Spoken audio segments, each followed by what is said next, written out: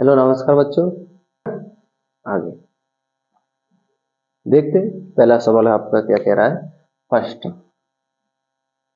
First है तुम्हारा 43.1 से 9 तक 1 2 3 4 5 6 7 8 और 9। देखो फॉन्ट के बाद एक टाइम पर रुकी हुई है, तो ये संख्या कैसी है? कैसी है? शांत है। कैसी है? शांत दशमलव प्रसार की है। फिर एक और चीज, इसे हम हल करेंगे तो इसे पी बटे क्यू में भी के रूप में भी लिखा जा सकता है। चलो हल इसे लिखेंगे तो देखो 43.1 2 3 4 5 6 7 8 9 बटे एक के पीछे 9 जीरो, एक के पीछे 9 जीरो, 1 2 3 4 5 6 7 8 9 9 जीरो। क्योंकि 9 जीरो क्यों लगाएंगे? क्योंकि हमारा पॉइंट से पॉइंट कट जाएगा। तो यहाँ पर बचेगा 43 1 2 3 4 5 6 7 8 9 अपॉन अपॉन में एक के पीछे 9 जीरो, 4 5 6 7 8 9 1 2 3 4 5 6 7 8 9। तो ये एक पी बटे रूप में बन रही है, पी बटे क्यू के रूप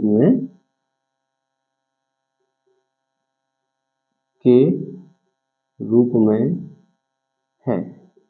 तो जहां पी बटे क्यू एक परिमेय संख्या है, परिमेय संख्या है। अब देखो तुम्हें पूछा गया है क्यू के अभाज्य गुणनखंड के बारे में आप क्या कह सकते हैं। ये भी आपको राह देनी है कि आपको क्यू के अभाज्य गुणनखंड के बारे में क्या आपकी राह होगी, वो आपको आंसर यहाँ लिखना है। तो यहाँ पर लिखेंगे क्यू के अभाज्य गुणनखंड 2 की पावर m इंटू 5 की पावर n के रूप में होंगे।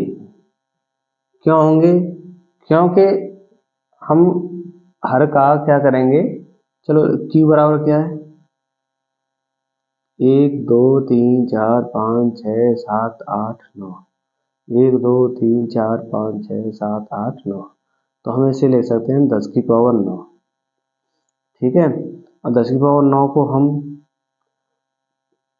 एक और रूप है इसका ये, तो यानी 2 की पावर 9 इंटू 5 की पावर 9 के रूप में आप लिख सकते हो।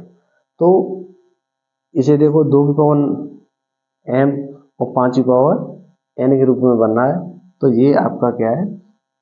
क्यू के अभाज्य गुणनखंड कैसे हैं? 2 की पावर m 5 की पावर n के रूप में होंगे। तो यही आपको सवाल में बताना है। इससे अगला देखो, नेक्स्ट देखो सेकंड क्या कह रहा है। सेकंड कह रहा है हमारा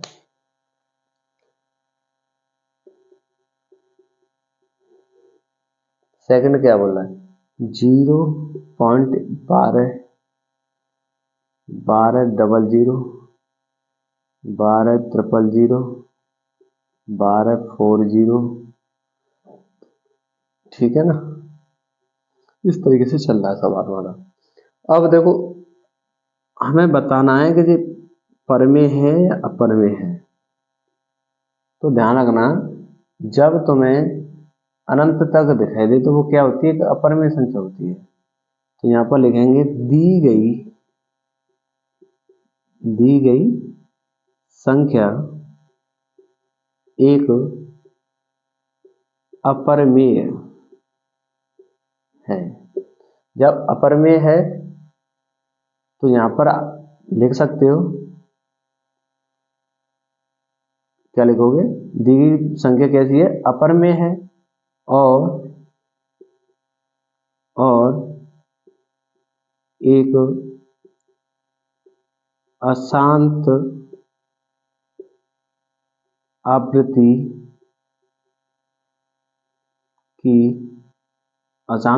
की संख्या है। बस, कैसी है, अशांत आवृत्ति की, तो परमेय भी है और अशांत आवृत्ति की संख्या है। अब आगे आपको सवाल बताना है थर्ड। क्या, थर्ड में बोला गया देखो इस पर बार है, ये क्या है, इस पर बार, तो बार का मतलब क्या होता है, जब संख्या बार बार आएंगी, ये संख्या क्या होंगी, बार बार रिपीट होंगी, तो यही तो होता है बार का मतलब।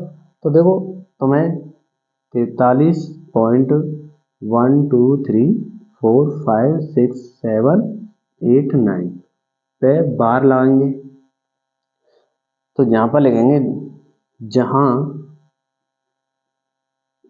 दी गई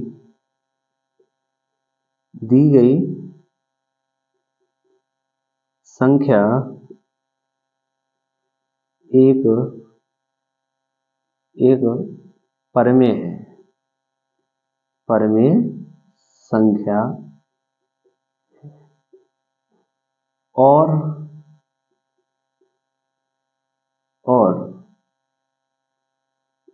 अशांत आवृत्ति की संख्या है। यानी देखो अशांत आवृत्ति का मतलब क्या होता है, जो शांत नहीं होगी, बार बार रिपीट, तो यानी आपको कहना पड़ेगा ये कैसी है, अशांत दशमलव आवृत्ति की संख्या है।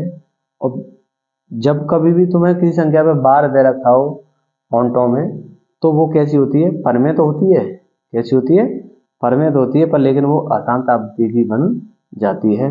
दो चीज पूछी गई है सवाल में, हमें ये भी बता के देना है परमेय का परमेय है, और ये भी बता के देना है अशांत आवृत्ति की है या अशांत।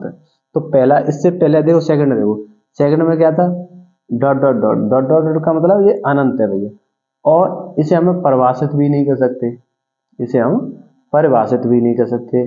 तो ये तो हो जाती है हमारी अपरमेय, जो अनंत तक जाती हैं, और जिन पर बार लगा होता है वो परमेय तो होती है, पर लेकिन अशांत आवृत्ति की बन जाती है।